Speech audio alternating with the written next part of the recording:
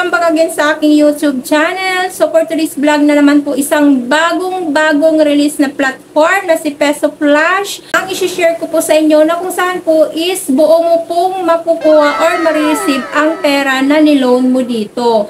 And then nag-approve po siya ng up to 100,000 pesos. So searchable na po siya dyan sa Google Play Store.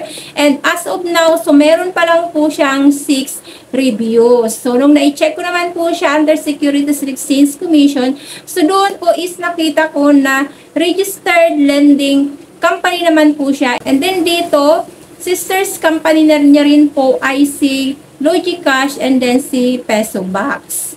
Lucky viewers for this week. So, this time naman mga loves, so isi-share ko naman po sa inyo kung ano nga ba mga requirements niya dito, and then magkano nga ba yung possible amount marireceive mo dito, and ano-ano nga ba yung mga deductions niya dito upon approval po ng iyo pong loan.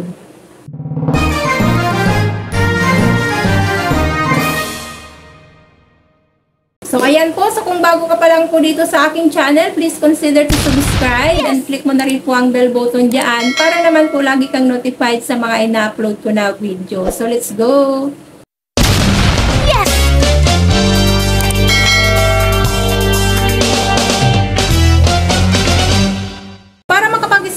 Pag-apply dito, so kailangan nyo pong i-install si Peso Flash. So makikita nyo po kagad dyan, meron silang privacy policy. So basahin nyo lang po yan dyan. And click nyo po ang agree para makapag-proceed po kayo. And then dito, makikita nyo po kagad, welcome Peso Flash. So meron kagad silang maximum loan amount which is na 100,000. So click nyo po yan dyan, ang borrow now. And then, makikita nyo na po kagad, filling of information. Personal information po ito mga lalab. So, after nyo ma-fill upan po yan, click nyo lang po ang save. So, next po is, hingian po kayo dito ng marriage, education, and religion. So, fill upan nyo po yan dyan. And then, next po is contact person. So, mas maigi mga lalabs dahil dalawang contact person lamang po ang hinihingi dito ni Peso Flash.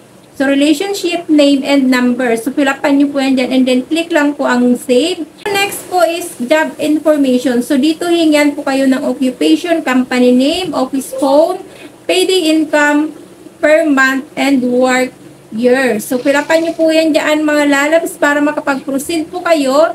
So, next po is hingian po kayo dito ng ID type. So, any government valid ID po yan, such as UMID ID, TIN card, SSS ID, passport, driver license, voter's ID, postal ID, PhilHealth ID, national ID, and PRC ID. So, mamimili po kayo dyan and then i-upload nyo po. Next po is receiving account. So, dito meron silang cash out platform. So, dito mamimili po kayo kung saan nyo ba gustong i-release or i-disburse ang inyo pong loan amount. Pwede pong i-wallet and then bank transfer. So, makikita nyo na po kagad, magpa-pop up agad-agad. So, update status. So, napakabilis niya dito mag-approve. Dahil wala pa pong 3 minutes, is nandun na po agad tayo sa approval po ng iyo pong loan. So, click nyo lang po itong update. So, magpa-pop up agad-agad. 600 pesos. So, in-approve niya ako for 600 pesos. So, makikita nyo po kaagad mga loves yung loan details.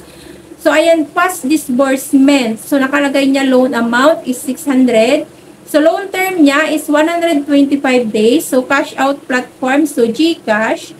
So, dito mga loves, cash out amount 600. So, buo mo nga naman talagang makukuha yung loan amount mo dito. Nakalagay na rin po kaagad niya yung mga fees. So, ayan, loan interest, 12 pesos. So, operational charge, 126. And then, management fee is 174. Click nyo po yung repayment plan. Makikita nyo po yan dyan sa baba. Payment method into installment. So, dito, repayment plan mo is first schedule payment. First schedule payment of 894 is on November 24, 2023. And then, yung second schedule payment of 18 pesos is on March 21, 2024. So, ayan po mga loves, so na-specify nila kaagad dito or sinabi na nila kagad dito na within 7 days ay kailangan mo pong ibalik yung 894 pesos.